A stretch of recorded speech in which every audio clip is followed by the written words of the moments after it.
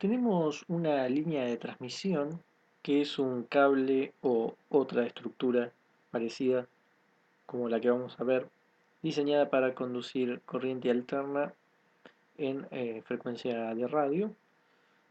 En nuestro caso vamos a tener dos cintas de metal delgadas de ancho W y que están a distancia muy pequeña, que es H. En el fondo lo estamos tomando como dos planos paralelos y H es mucho más chico que W. Como hemos visto en ejemplos de cables coaxiales, también vamos a tener que la corriente viaja hacia un lado por la parte de arriba y vuelve por la parte de abajo. En cada caso tenemos que la corriente se extiende uniformemente sobre la superficie de cada una de las cintas. Lo primero que vamos a hacer es calcular la inductancia por unidad de longitud, L, cursiva.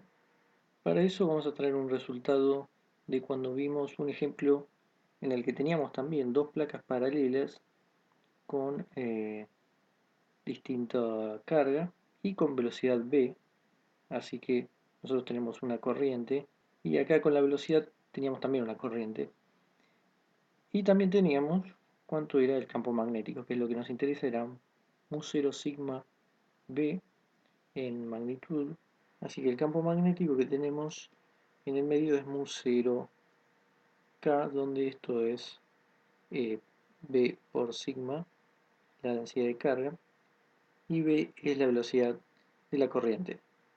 Pero el k es una densidad superficial de corriente, podemos escribirla como la corriente sobre el ancho. Ahora la inductancia o la autoinductancia venía dadas en términos de flujo y la corriente. Así que primero, ¿cuál es el flujo que tenemos? La dirección que tiene el B es en esta dirección, por lo tanto va a ser el flujo a través de lo que estaríamos pensando como un rectángulo que tiene altura h y faltó tomar la unidad de longitud, porque todo lo vamos a hacer con respecto a eso, esto lo llamaremos L. Así que esto es el campo magnético uniforme que tenemos, un 0K por H por L, que es la integral de A que formamos. De este lado tenemos la corriente yendo hacia allá, acá volviendo. Por supuesto uno podría tener otros L's al lado, pero a nosotros nos va a importar por unidad de longitud, así que no va a ser problema tomarlo de esta forma. Y ya sabemos, B es mu 0 I sobre W por H por L, así que según lo que teníamos para la autoinductancia, esto debe ser igual a L por I.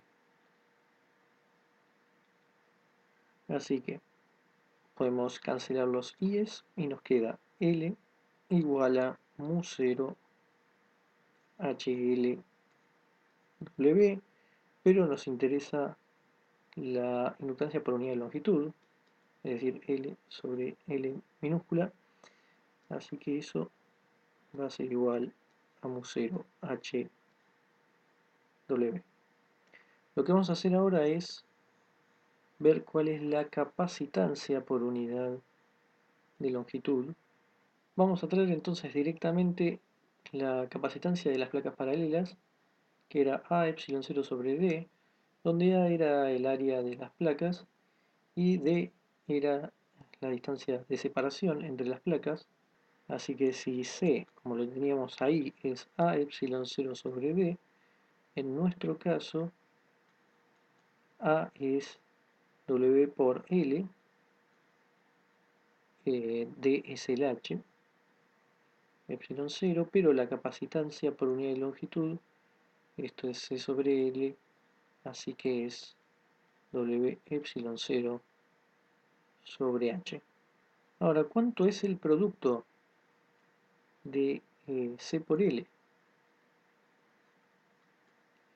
Tenemos W epsilon 0 sobre H y L es mu 0 h sobre W. Cancelo W, cancelo h y queda epsilon 0 mu 0. Las dos constantes que tenemos, si las ponemos en sus valores, tenemos 8.85 por 10 a la menos 12 y 4pi por 10 a la menos 7. Esto nos va a dar 1.112 por 10 a la menos 17 segundo cuadrado metro cuadrado. Esto también lo podemos escribir como 1 sobre c cuadrado, la velocidad de la luz.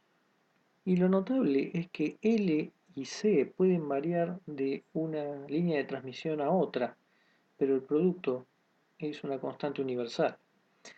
De hecho, este producto se relaciona con la velocidad a la que se propaga un pulso a través de la línea, donde la velocidad va a ser igual a 1 sobre raíz de LC, es decir, en nuestro caso, 1 sobre c cuadrado C. Ahora, ¿qué pasa si en el medio tenemos un material no conductor que tenga permeabilidad mu y permitividad epsilon? Para ver eso, citaremos entonces las ecuaciones de Maxwell en la materia simplemente para traer el desplazamiento eléctrico, el campo auxiliar H. D es igual a epsilon E y H es B sobre mu.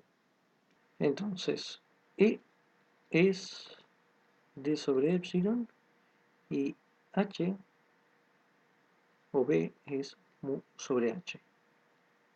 En estos casos vamos a tener los mismos resultados pero en vez de epsilon 0 con epsilon, es decir, el D es sigma y el H es K. De modo que L nos queda sigma sobre epsilon de acá y el B nos queda mu por K. Con lo cual simplemente cambiando epsilon por epsilon 0 y mu por mu 0 obtenemos todos los mismos resultados. Es decir, que ahora la velocidad que teníamos antes es igual a 1 sobre raíz de epsilon mu. Y antes que esto tenemos que L por C es igual a epsilon por mu. Así es como cambia entonces la velocidad de propagación del vacío a unas placas con un material no conductor en el medio.